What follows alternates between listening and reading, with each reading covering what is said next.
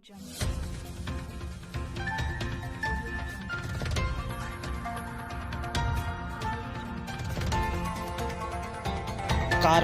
TV, हर पल आपके साथ। बाबा डॉक्टर भीमराव अंबेडकर की मनाई गई 131वीं जयंती।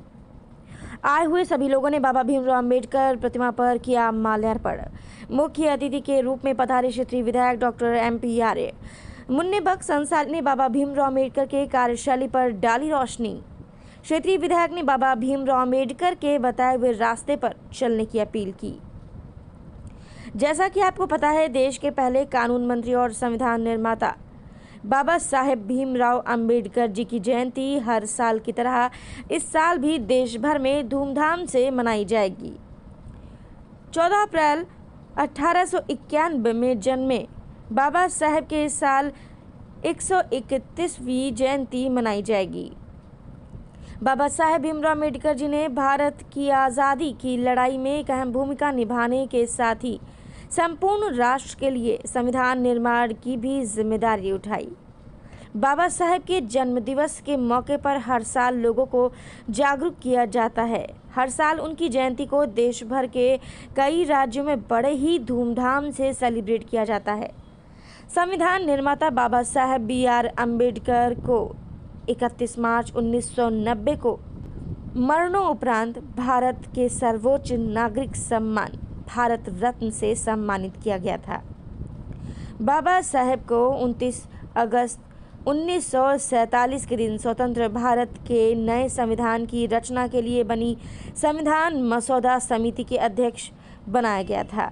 वहीं 26 नवंबर 1949 को संविधान सभा ने संविधान को अपना लिया था। इस मौके पर मुख्य अतिथि के रूप में नवाबगंज क्षेत्रीय विधायक डॉक्टर MP आर्य, ब्लॉक प्रमुख प्रतिनिधि डॉक्टर AK गंगवार, कुंवर सेन सागर, हरस्वरूप गौतम, महावीर प्रसाद बौद्ध, अरविंद आचार्य, मुन्ने बख्श अंसारी, पूर्व जिला पंचायत सदस्य नीरज सिंह सागर, रईस कुरैशी, हरीश सागर, सुमेर सिंह गौतम सहित भारी संख्या में लोग शामिल रहे। देखिए कारवां टीवी के लिए रियाज गुड्डू अंसारी की रिपोर्ट। अध्यक्ष श्री लाल बहादुर जी यहाँ पर उपस्थित इस समिति के सभी सदस्यगण, अन्य आसपास के क्षेत्रों से आए हुए मेरे सभी और यहाँ साइड में बैठी हुई मातृशक्ति और बच्चों, आज हम एक ऐसे पुण्य पुरुष, एक ऐसे महान हस्ती का जन्मदिन मनाने के लिए उपस्थित हुए हैं जिसने वास्तव में इतिहास रचा, जिसने वास्तव में भारत में बहुत बड़े कुछ काम करने का काम किया है। आप अंदाजा इस बात से लगा सकते हैं कि जो व्यक्ति बिल्कुल धरातल पर एक गरीब परिवार में पैदा हुआ, केवल अपनी प्रतिभा के बल पर जो हिंदुस्तान के सबसे नामचीन कॉलेज थे वहां से BA किया और इसके बाद कोलंबिया यूनिवर्सिटी से आगे की पढ़ाई करने विदेश पहुंचे, तो ये कोई साधारण बात नहीं थी, ये अपने में बिल्कुल अनूठी बात। और एक धरातल का व्यक्ति अगर भारत की आजादी के बाद उसकी निर्मात्री सभा का अध्यक्ष बनता है तो मैं समझता हूँ उसके लिए गौरव की बात, इससे ज्यादा सम्मान की बात और कुछ हो नहीं सकती। मित्रों, बाबा भीमराव अंबेडकर साहब एक बिल्कुल अलग तरह के व्यक्ति थे और उन्होंने दलित उत्थान के लिए जितना काम किया, कहने के लिए बहुत बड़े बड़े समाज सेवी हुए हैं, बहुत समाज सुधारक हुए हैं, लेकिन इस तरह का काम करने वाले शायद भारतीय समाज में अब तक कोई व्यक्ति हुआ नहीं है। मैं उनके समकालीन कुछ लोगों की बात करना चाहूंगा।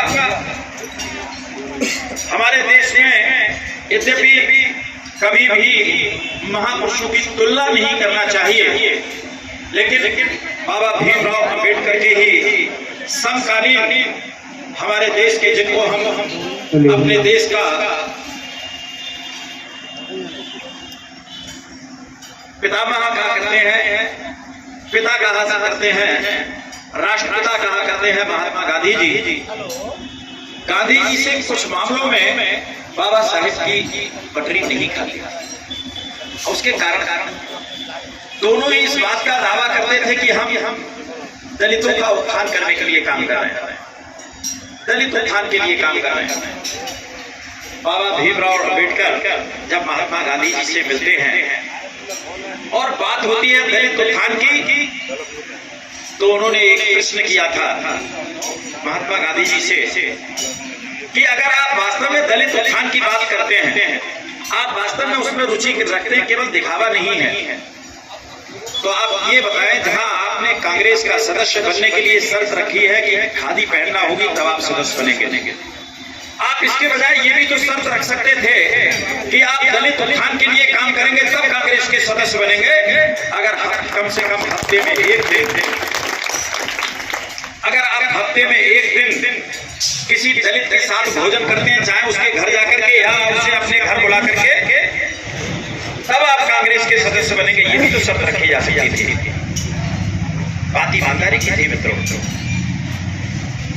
एक ऐसा महापुरुष जिसने पूरी दुनिया के कानूनों को पढ़ा, पूरी दुनिया के इतिहास को पढ़ा और जिसकी लाइब्रेरी में पढ़ते वक्त 38,000 पुस्तकें केवल व्यक्तिगत लाइब्रेरी में थी, ऐसे पठन वाले महापुरुष आपको कम मिलेंगे।